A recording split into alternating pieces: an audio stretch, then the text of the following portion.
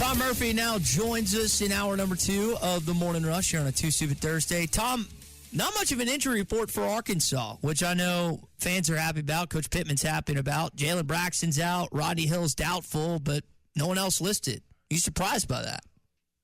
Yeah, good morning, guys. I was a little surprised that Taylen wasn't even listed as probable or, I don't know, there's not a likely designation. But,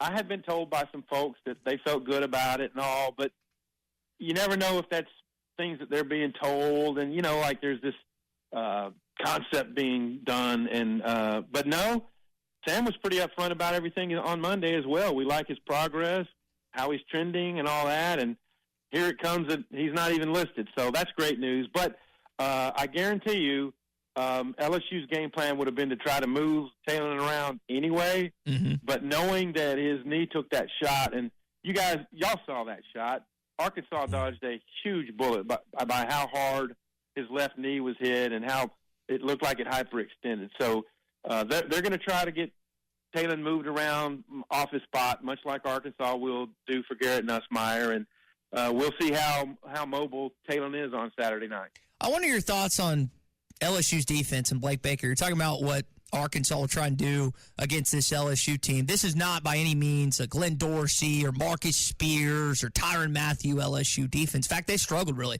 the last year and a half. I know they had a better showing in the second half against Ole Miss, but Tom, what are your thoughts on an LSU defense that's not really typical of what you see in Baton Rouge?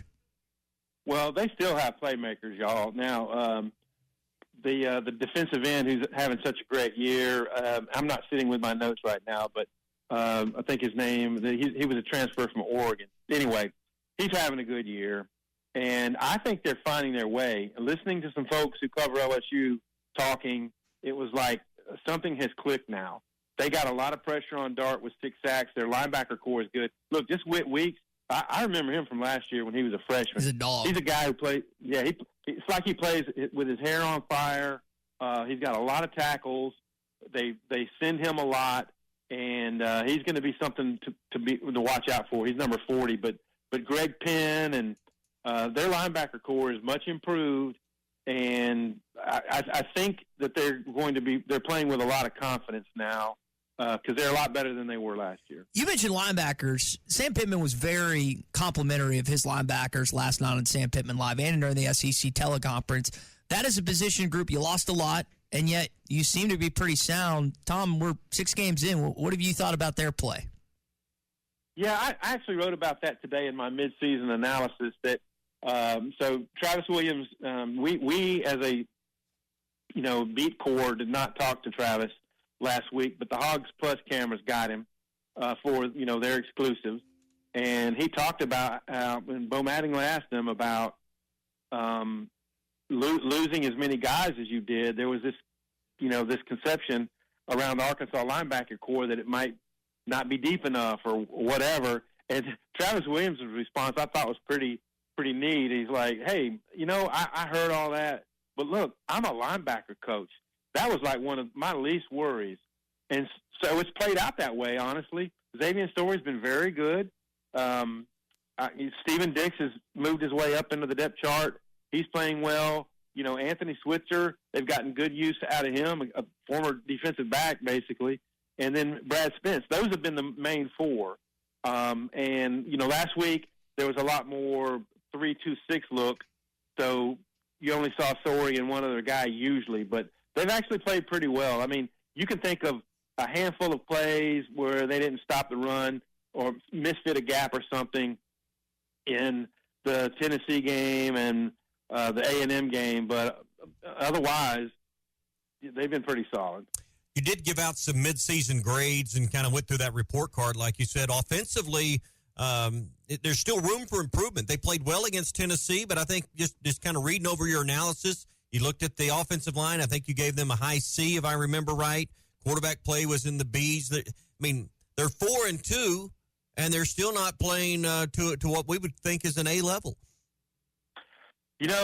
That's correct. And, I mean, we've harped on this a lot, but that Oklahoma State game, that was theirs. They just don't, drop the pitch and muff the punt and those things.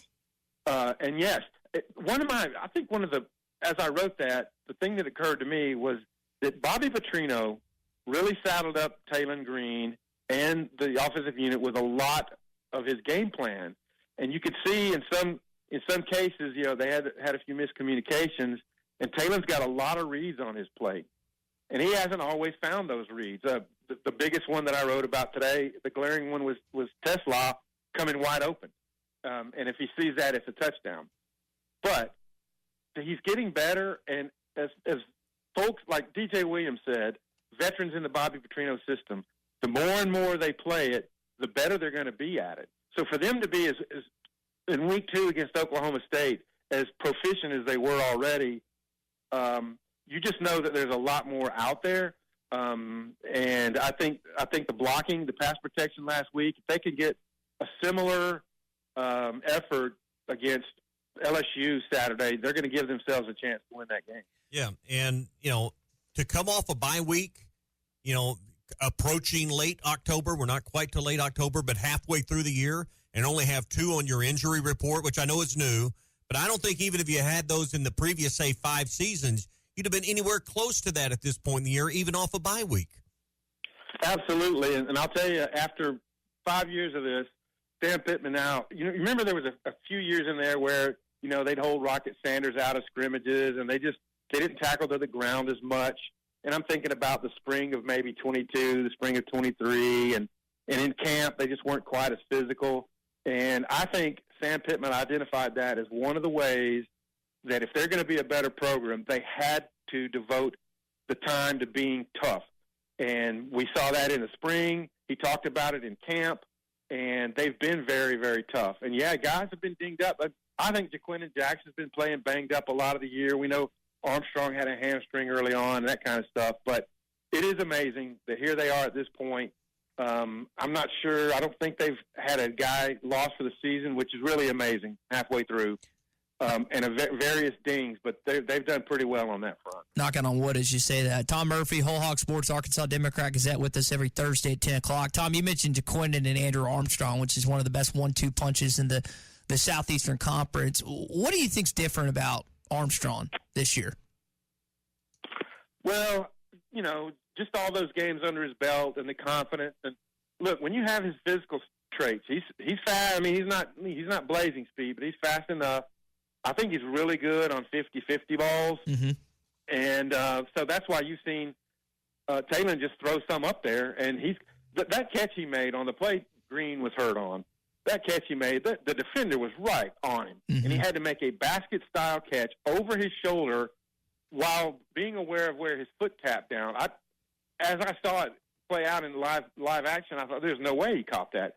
But not only did he catch it, he stayed in bounds. And I think it was one of the biggest plays of the game. And just a good attitude, a good team player. There's a lot of positives for Andrew Armstrong, and I think he'll get a shot on the next level. It's still amazing that he doesn't have a touchdown this year. He's got over 500 yards, Tom, and yet he hasn't pranced around the end zone just yet, which doesn't make any sense to me. It kind of reminds me of Taylen as a freshman. As much of the targets he got, he didn't get in there.